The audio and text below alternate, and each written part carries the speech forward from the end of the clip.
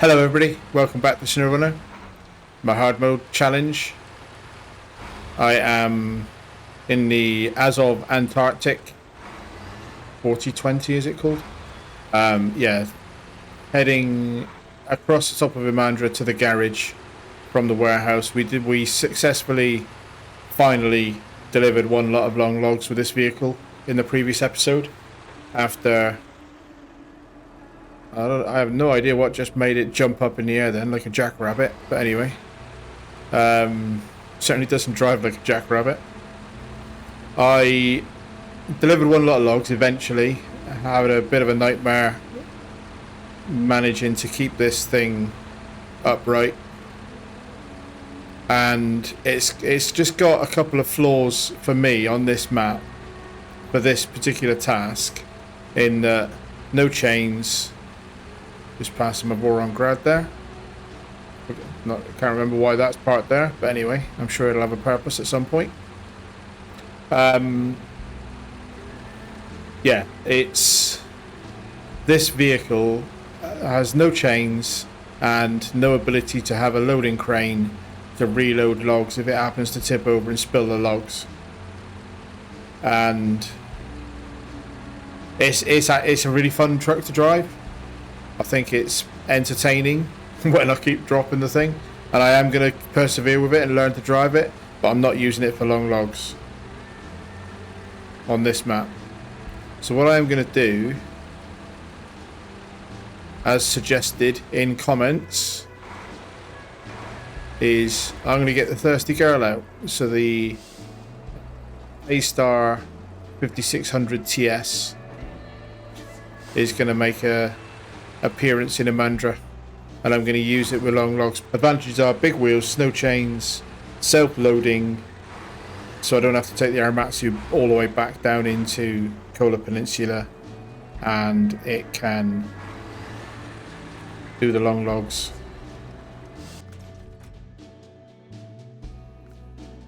So I am going to do a couple of little things. One of them is I am going to take out the advanced heavy because the Paystar doesn't have one, and I'm going to take off the long log attachment off this vehicle. And then the other thing I'm going to do, because one of my favorite comments of the last couple of episodes is that this thing drives like an elephant on stilts. So that's it now.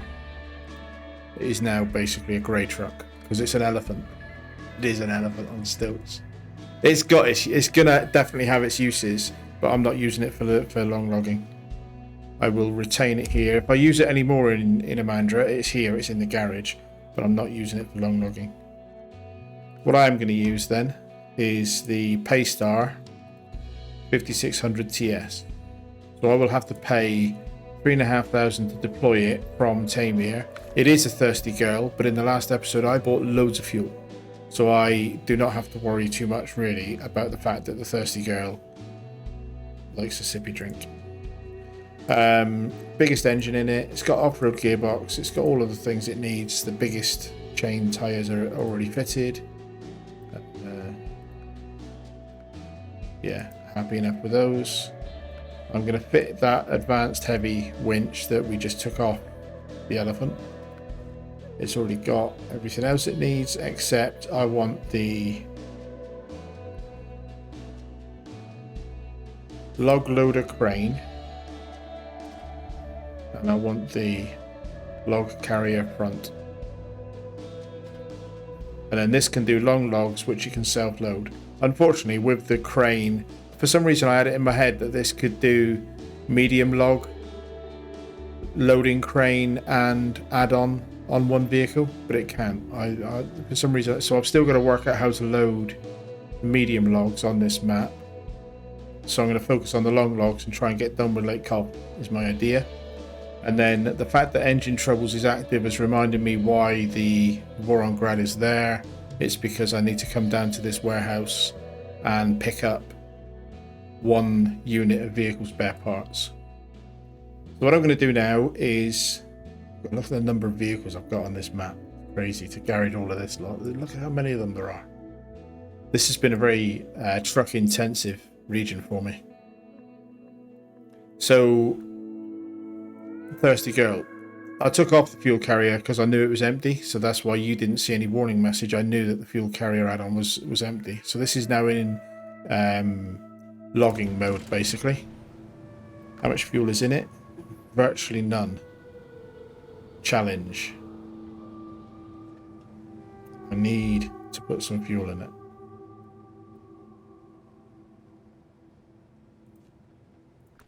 Slightly changes things. Let's redeploy this.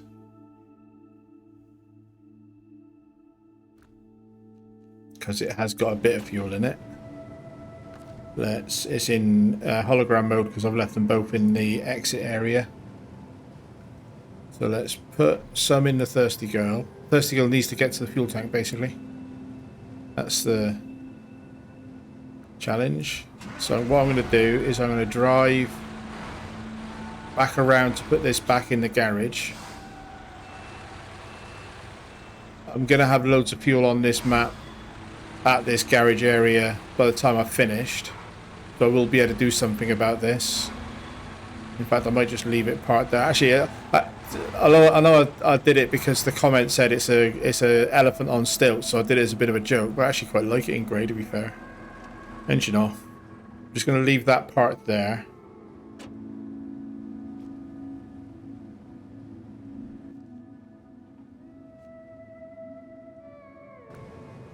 I've also got a wheel missing.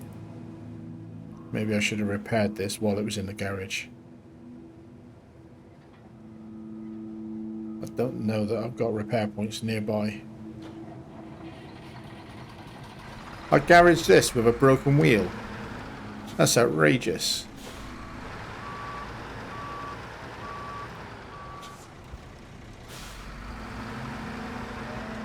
So I'm going to take...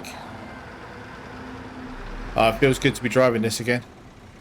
The sound of that engine as it's changing gear.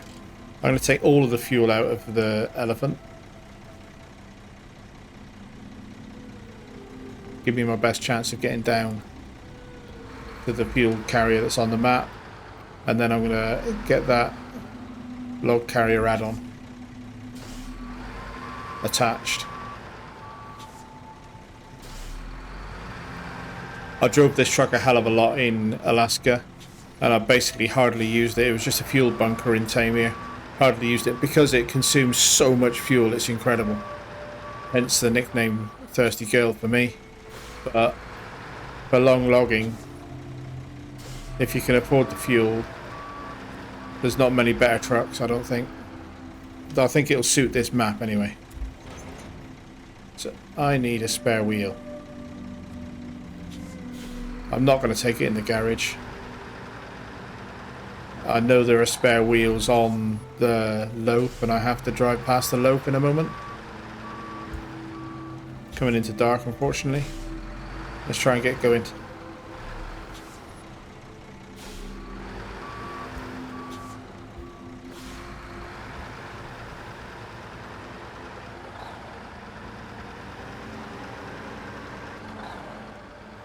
Does feel good to be back in this truck.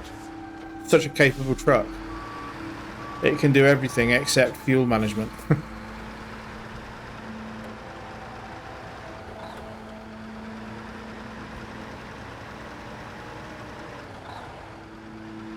And I'm hoping that this setup can solo go in and get to long logs without worrying too much about the fact that I'm going to try hard not to tip it over, basically. Because as long as I don't tip it over to the point that it can't winch itself back on its wheels, it's perfectly capable of driving down, grabbing some long logs and driving back up. It'll traverse the icy road without a problem.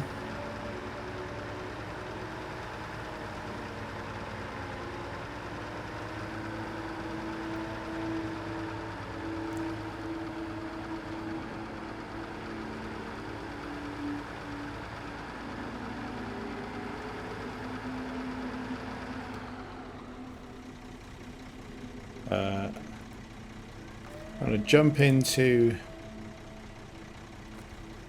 Grad. Can't remember if the Grad has a spare wheel on it or not. No. I'm going to drive with a grad and get both of these trucks to the warehouse area.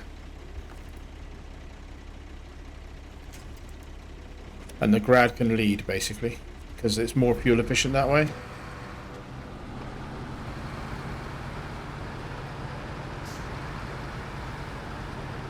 And I did have a comment about putting the long log attachment on this grad because it's a good long log truck, but it can't self-load. And for what I need to do for the next 2 batches of long logs, I really want to be able to self-load. And there are options. I could have used the White Western Star, which is still in Lake Cov, to put this loading crane on, and then just try maneuver that. But it just, you lose the security of being able to reload if you happen to drop them on the route, which is exactly what happened in the previous 2 episodes. In the first time I dropped them, I had to take the Aramatsu to the problem. The second time I dropped them was a bit more serious, but at least the Aramatsu was on hand, and once I got some fuel into it, I managed to recover.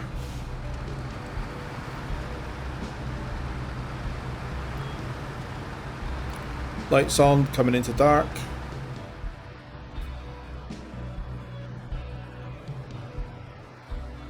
I thought that was another one of my dump trucks then for a minute, but it's not. It's just a chassis of a truck that fell off the road. Paystar, give me a push. Much appreciated, mate.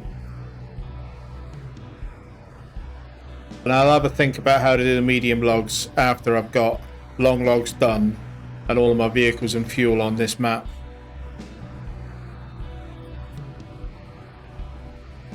Pull myself forward a bit with that power pole. Don't particularly like this little bit. This is quite a difficult little bit of map, but the grad usually manages alright, and the length of the Paystar would probably help a lot. Stole the crane. Didn't mean to put the crane out. That was just the wrong button. Get the grad through first.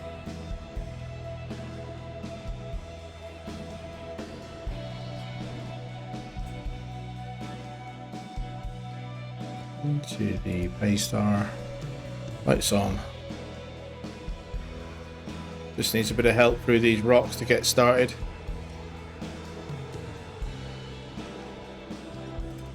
Luckily we don't have to bring long logs through this gap. They did go to the warehouse, which is just before we get to this point in the other direction. Change over again. Fuel is going to be interesting. I'm relying on the fact that I'll be bringing fuel back because I've left the Antarctic completely empty at the garage. I'm about to put the grad on the side of the road and leave it empty, so the Paystar's got the best chance of getting to the fuel carrier. I'll probably try and avoid leaving the Phoenix empty because it's my go-to rescue vehicle at the moment. But I'll leave the grad here, but so the grad is going to have to pick up one lot of vehicle spare parts. Almost empty on the thirsty girl. It is quite funny how much it drinks. I said before when I was using it a lot that it kind of feels like you must have a hole in your tank.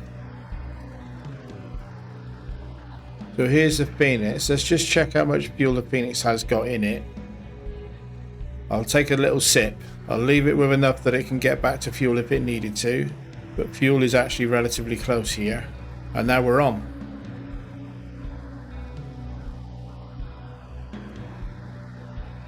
Engine off. I'm going to jump into the low because the low has spare wheels and repair points. Take the spare wheel first and then repair points. It's only the suspension, but the suspension is pretty bad. So that's now the Paystar fully fixed.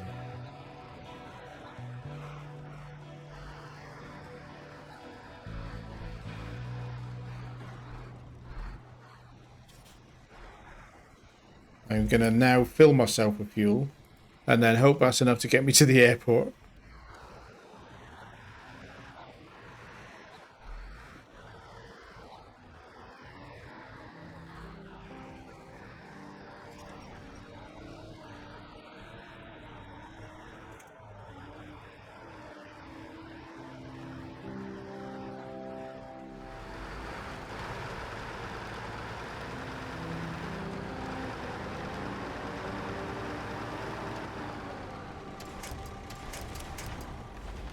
Okay.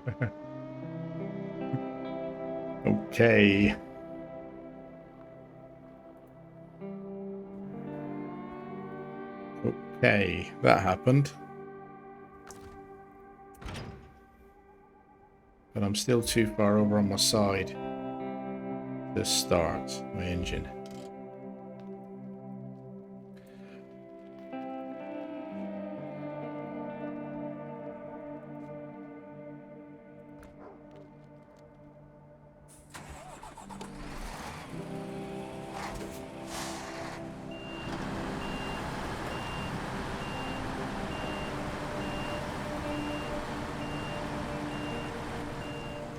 Did get a quick winch onto a tree, but it was one of the tiny little troll trees that are useless.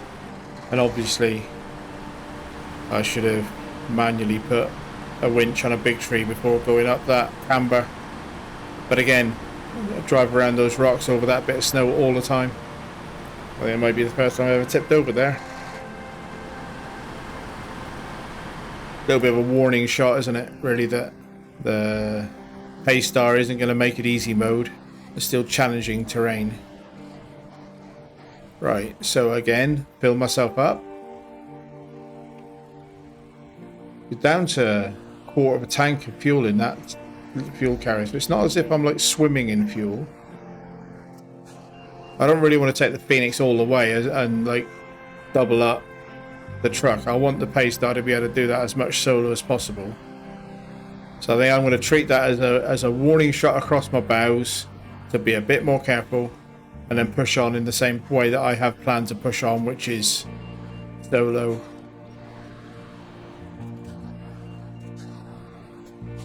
Now, not a great angle. I'm not going to get above it, so I'm hoping I can pull the tail back a bit.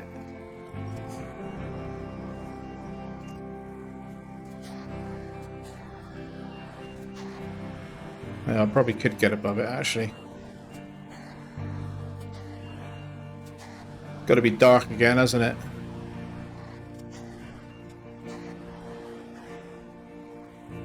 Try and move it enough to get some leverage on it. I'm dragging it, but I'm not helping it get back on its wheels. I'm just dragging it up the hill. Oh my days. Does it need to roll back over itself? Not going to do that with the crane on.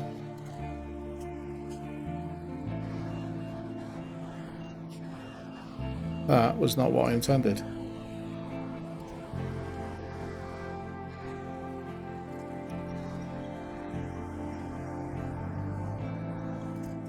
Can't believe I've just dragged it up the hill rather than putting it back on its wheels. That is a little bit of madness, isn't it? That it can dead pull it right up the hill, but not help it get back on its wheels.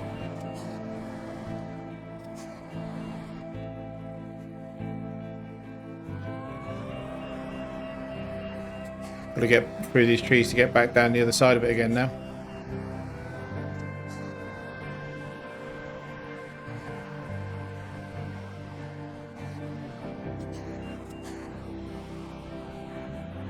Do not make my life easy, do I? I'm a little bit lost for words, to be honest. I'm struggling to work out what to say. But daylight would help.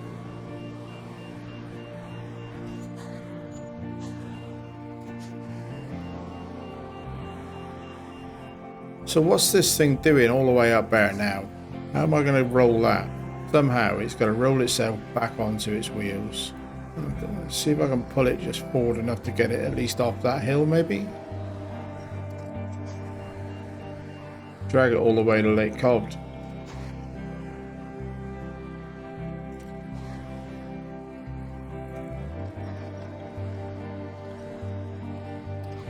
I just can't get an angle on it to get it over far enough for my winch direction to help.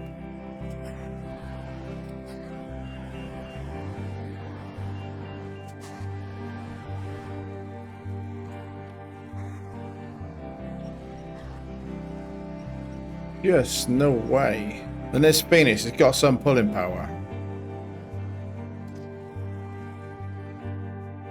Maybe try and get it side on to the road.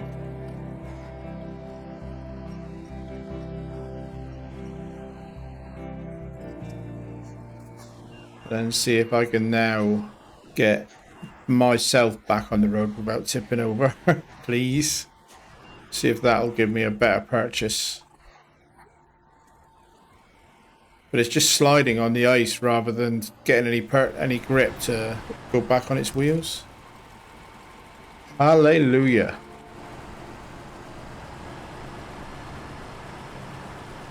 Warning shots were fired. I really cannot spend 20 minutes recovering this thing when I've only driven it for 5 minutes.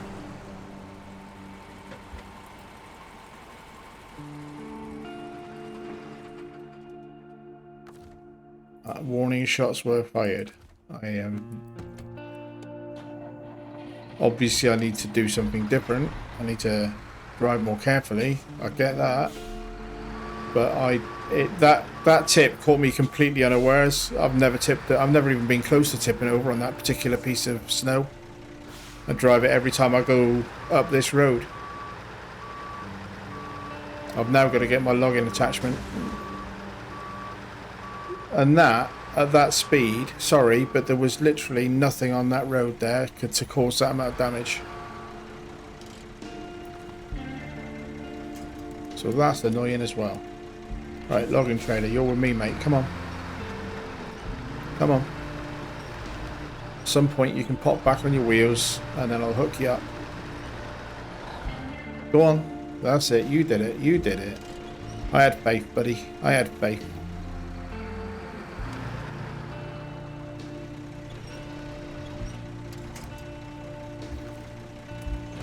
Attach the trailer and resume what shouldn't have been anywhere near that difficult. Because this didn't even have a reputation with me for being a particularly tippy truck when I was doing a lot of work with it in Alaska. This was just a good solid work truck. Yeah, alright, I did it wrong. I did it wrong. This terrain's got some gotchas. Right. Negotiate the next challenge. It should be alright. Seriously, I thought I might get both lots of logs time-lapsed into this. I'll be lucky to get one at this rate.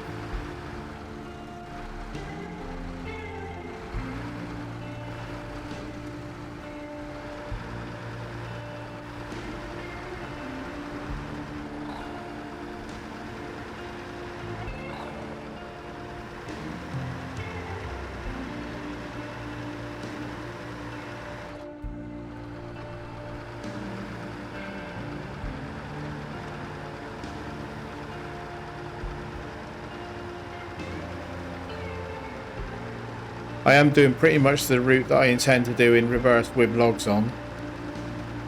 But that tip and that effort to get back on my wheels is exactly why I haven't staged this down at the other logging camp. Because like I said at the end of the last episode, in this map, even driving empty is part of the challenge sometimes. For me at least. Let's not hang around, let's just get straight onto a winch and go. Big nasty rocks.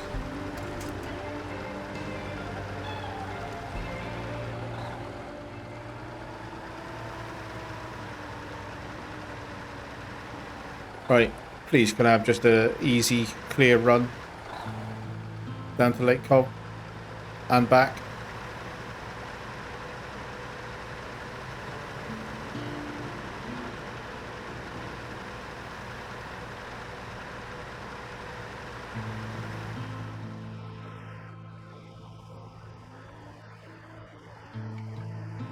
I think I was a bit overconfident. I think that's what that tip was. I think in my head, I've got this truck. This truck is going to make this easy mode. I wasn't really alive to the dangers.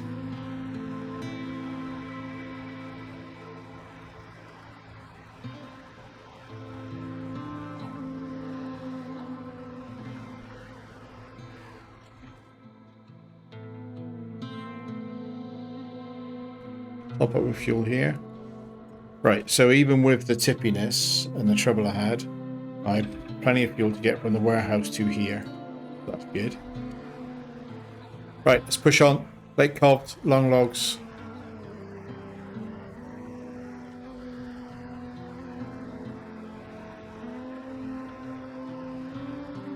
And get my trailer caught on a titanium tree. There you go. This ice is safe. I suspect that the bit where I tipped over and eventually got back on my wheels with the Phoenix will be a pretty fast time lapse. I normally time lapse ×2 or ×3, just enough to make the narrative work without lots of dead air in the narrative. But I suspect for that one, in the interest of still showing how much of a struggle it was, not cutting anything, but still allowing me at least a chance at getting logs there and back delivered, I suspect that I will end up going like maybe ×5 or more on that recovery.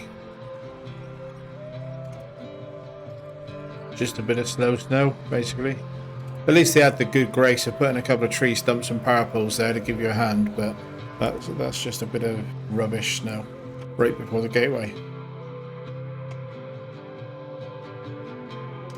Lake Cobbed, Kola Peninsula, Russian Federation. We're back.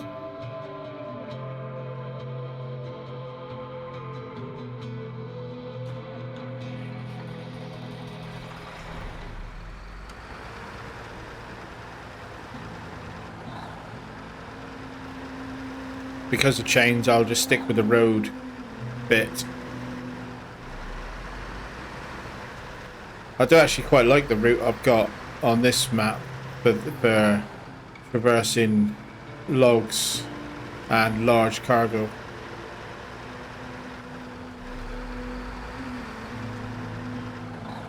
Hopefully that isn't tempting fate, that the route will now bite me a bit, but I do quite like the route that I've got.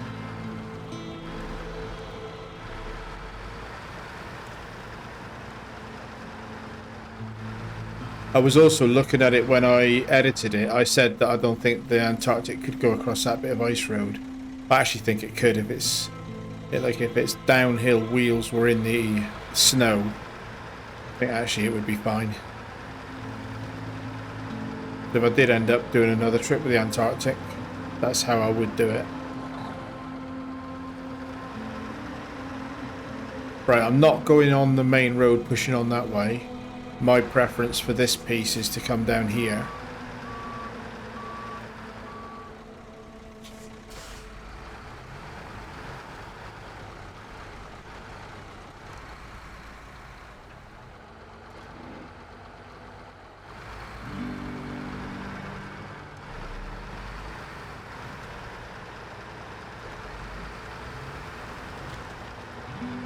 No, no, don't you dare. Nothing to winch to, look.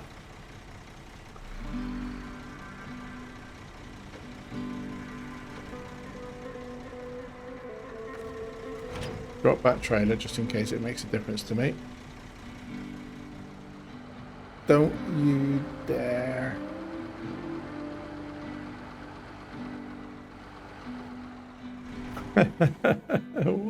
What am I like? Good news here is I've got the cat pretty close. It's there as a fuel bunker, but it's also there as a recovery rescue helper. I did say I quite like the route I've got for logging, didn't I? And the game just flipped me the bird in response.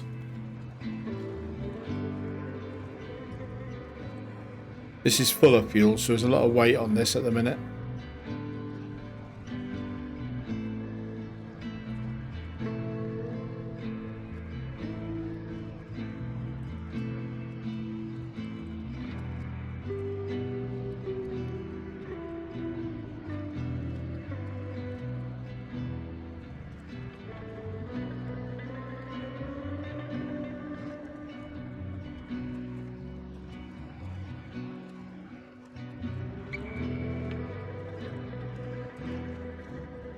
Stop laying down on the job. Get back on your feet.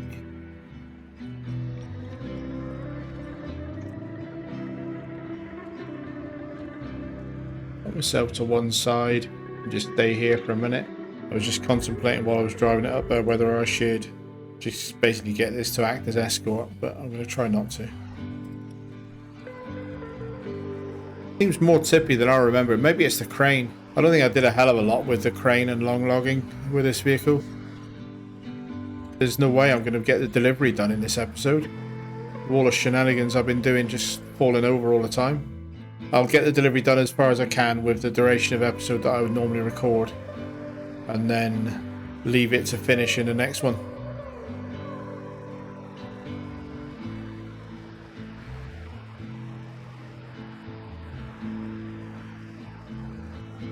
Right, so this is a pretty soft and squidgy bit. I've got to try and be careful here as well.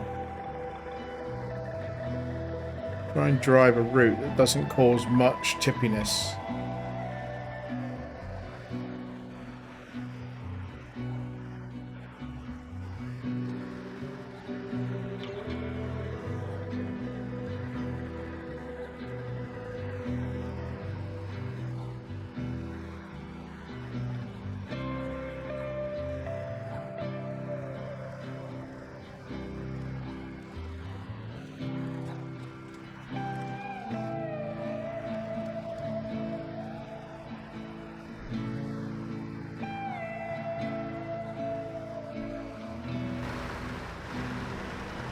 I think the S04 can take the same configuration of log loading crane plus long log carrier.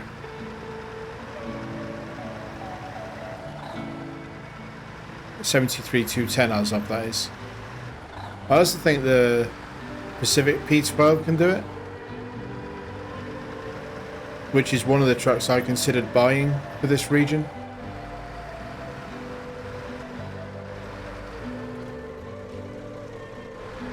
Down here.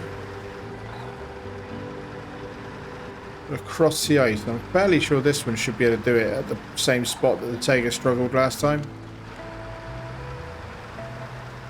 Because it's that bit longer, so a bit easier to span.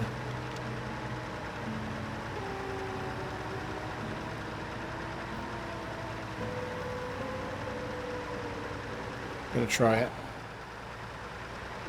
I've got the White Western Star there if I needed any help.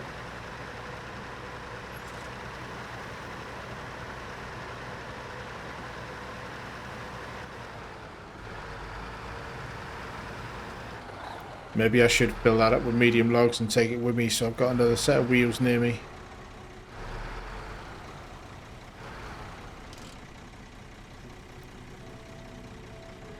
Nah. So I normally cross near these chunks, but and I normally don't have a problem with it. The Taiga the wheelbase of the Taiga caused it to just get stuck in that bit. Small vehicles are light enough to skate over it, and then most of the big vehicles I've been doing are long enough to not get caught in the hole, I suppose.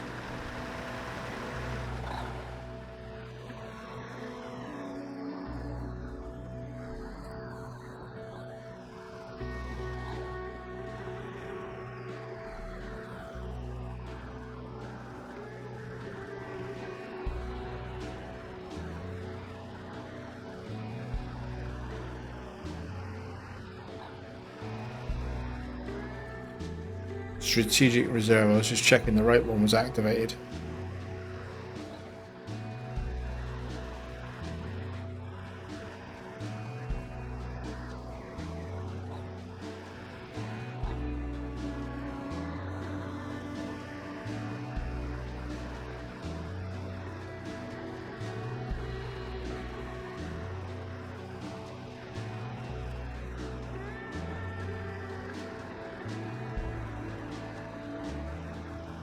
Three lots of long logs on the loading platform, please. 1, 2, 3.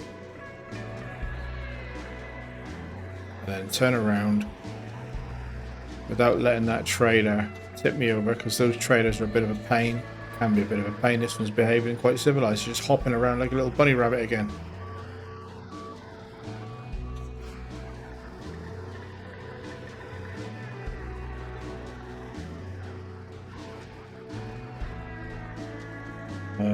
All-wheel drive off because it saves fuel when I'm in crane mode. I actually remembered. Thank you very much for the comment that recently reminded me that I should be doing that. Not used this crane for a while. Not as powerful as the Aramatsu's crane, I don't believe, from memory. So I will try it with 2, just because it defaults to picking up 2 at a time.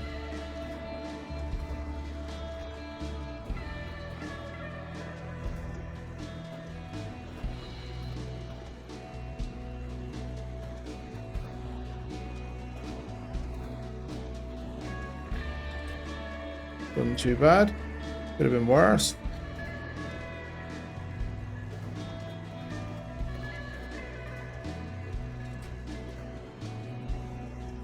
Oops, thought I had that one. Grab didn't go low enough to pick it up.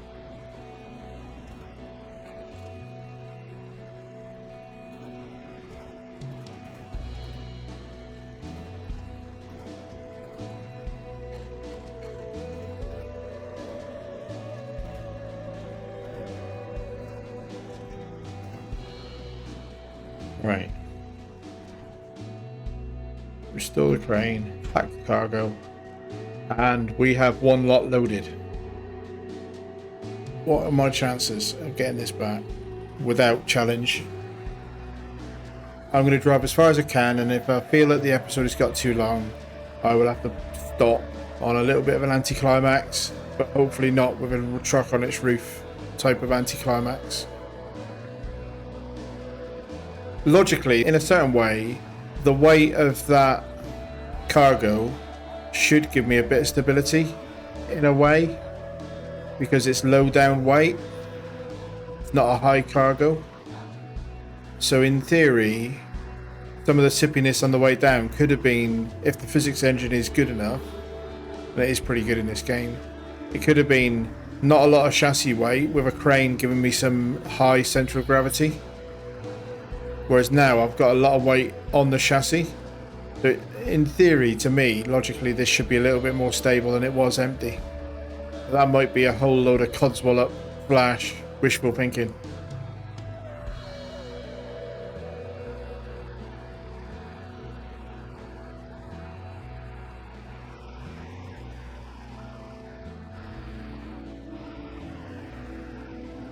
If I was doing this in campaign mode, where I could have 2 of these trailers without it costing me 14 grand extra, I might try this in tandem with 2 vehicles doing long logs, going up in a big convoy, and then one of them might even be the Antarctic, because it just gives you that raw grunt through this type of snow, and then have it be pulled by something that's got chains when you got something with a bit more challenge.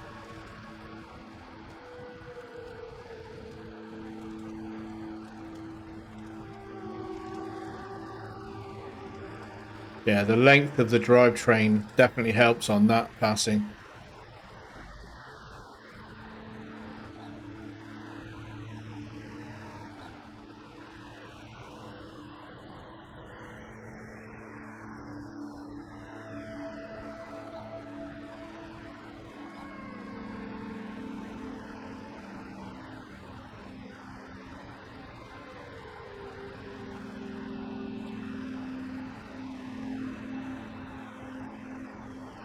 It does feel a bit more stable, and I know I shouldn't say things like that, because they normally precede me tipping over 30 seconds later.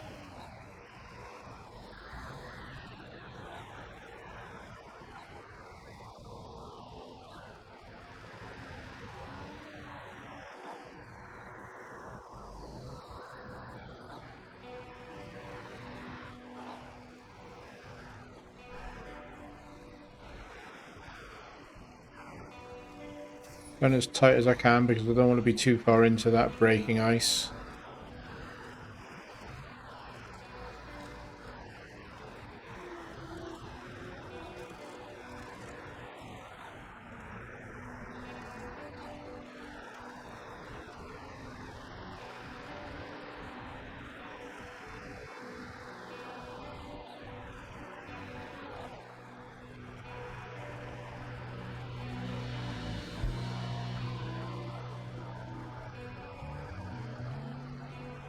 No way.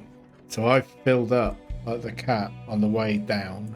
So going down, loading logs and coming back has emptied me out. And funnily enough, this is where I left the cat in the first place, because I thought this was about the right distance for other trucks. But the thirsty girl is not other trucks.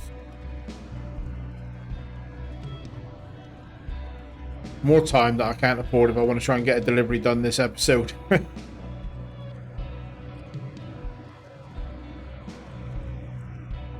Should have taken a bit out of the White Western Star, I suppose. I just didn't realise I was that low. White Western Star is not there to be a fuel bunker. It's there to assist anybody that gets stuck in that little ice passage.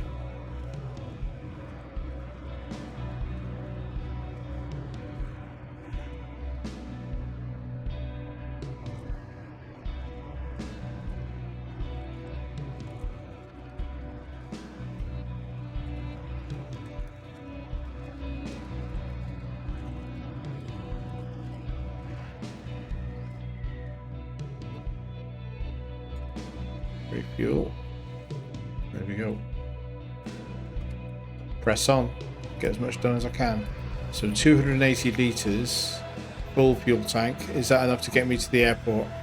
Do we think?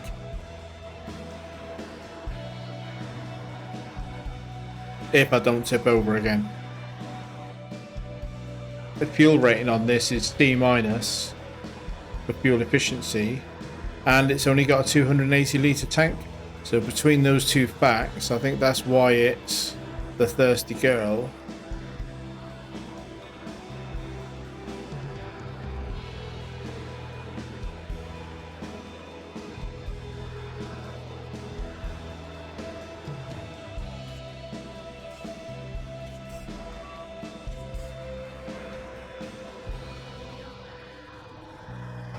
I've tried the cab view because I think it does present slightly better view for nighttime YouTube consumption.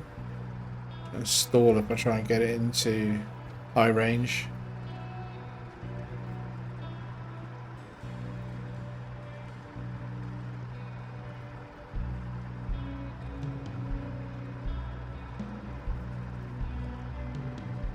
I'm approaching the bit where I tipped over just now on the way in empty.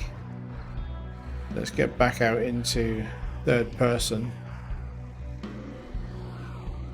There's not really any other route through this, so I tipped over to the right in the direction, like facing it in this direction. So maybe if I keep my right wheels out of the mud, that'll give me a little bit of stability.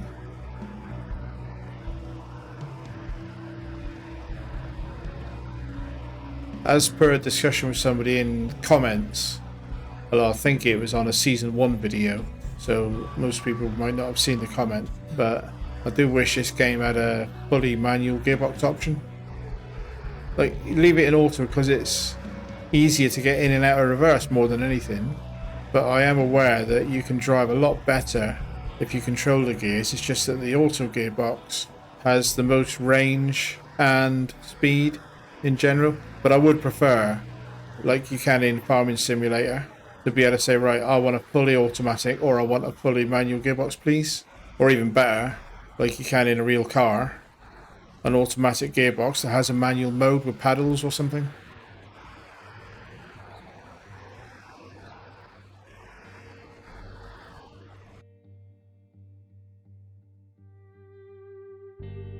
Imandra. Dun, dun, dun.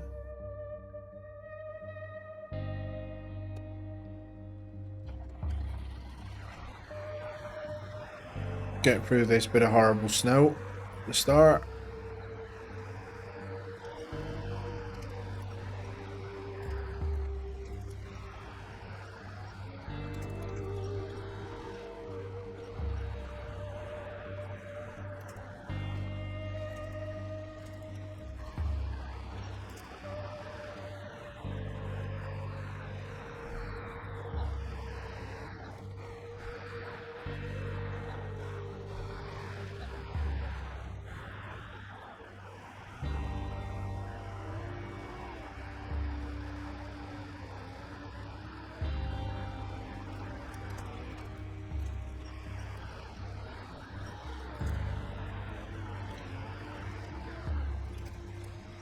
Nearly. Oh, nearly.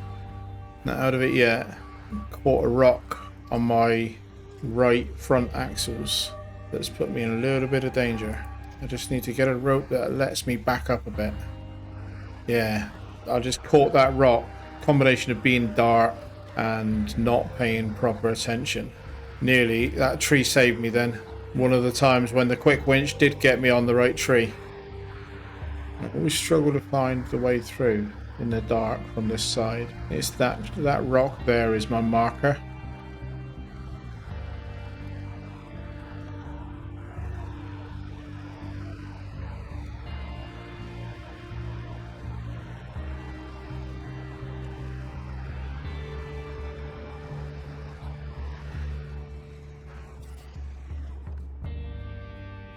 Right. Fuel. Okay, so I'm afraid that is as much as I am comfortable recording without causing myself an editing nightmare, because I thought about while I was driving, I was thinking about maybe people would accept a slightly longer episode than normal, but I really don't like my episodes getting over an hour. I think it looks bad, and it's a bit funny. All it needs to say is 1 hour and 5 seconds, and it puts people off. And I know sometimes that same thing happens to me. I quite like videos around the 45 to 55 minutes. So the sort of duration that I use is the sort of videos I like to watch. But I'll quite often see something that's over an hour and think, oh, I haven't got time to watch that. So I am not going to record any more today. I kind of feel like I need a bit of a rest. That was a bit stressful.